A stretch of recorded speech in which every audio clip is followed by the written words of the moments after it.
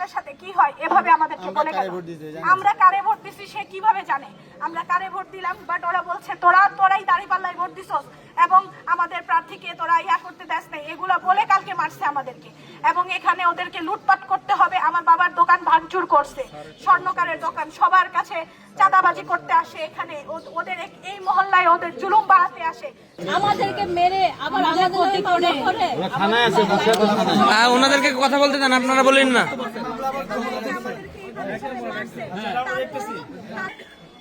সন্ত্রাসীর কোনো রাজনৈতিক পরিচয় নাই, সন্ত্রাসীর কোনো রাজনৈতিক পরিচয় নাই। তারা রাজনৈতিক পরিচয় কখনো কখনো ব্যবহার করে। আমরা ধরে নেব সন্ত্রাসী সে সন্ত্রাসী, সন্ত্রাসীকে প্রতিরোধ করতে হবে, আমরা চেষ্টা করব। যদি আইন যথেষ্ট কার্যকরী না হয় তাহলে আমরা কি করব? বসে থাকবো? আমরা বসে থাকবো না। আমাদের সমস্যা আমরা সমাধান করব, আমরা প্রতিরোধ গড়ে তুলব। কাজেই আপনাদের পাড়া, আপনাদের মহল্লা, আপনাদের ব্যবসা প্রতিষ্ঠান, নিশ্চয় আপনাদের সমিতি আছে, আপনারা সংঘবদ্ধ থাকুন, আমাকে পাশে পাবেন।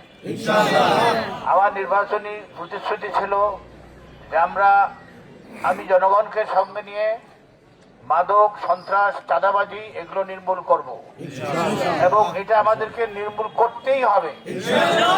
আমরা কম খাই বেশি খাই সেটা বড় সমস্যা নয়, সমস্যা হলো আমাদেরকে যদি শান্তিতে ব্যবসা করতে না দেয়, আমাদের যদি শান্তিতে ঘুমাতে না দেয়, আমাদের সন্তানরা যদি নির্বিঘ্নে শিক্ষা প্রতিষ্ঠানে যাতায়াত করতে না পারে, এটা হচ্ছে আমাদের বড় সমস্যা। রাস্তা ভাঙা থাকলেও আমাদের বড় সমস্যা না, আমরা ওর মধ্যে দিয়ে হাঁটবো, কিন্তু আমরা শান্তিতে ব্যবসা করতে চাই।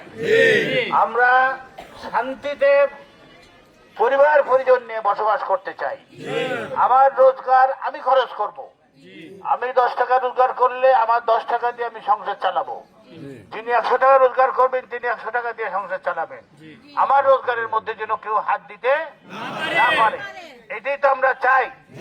আমি আবারও বলি, এটা আমরা আইনের মাধ্যমে চেষ্টা করব সমাধান করার জন্য, কিন্তু আইন যদি দ্রুত সমাধান না দেয় তাহলে আমরা আমাদের নিজেদের ব্যবস্থা নিজেরাই নেব।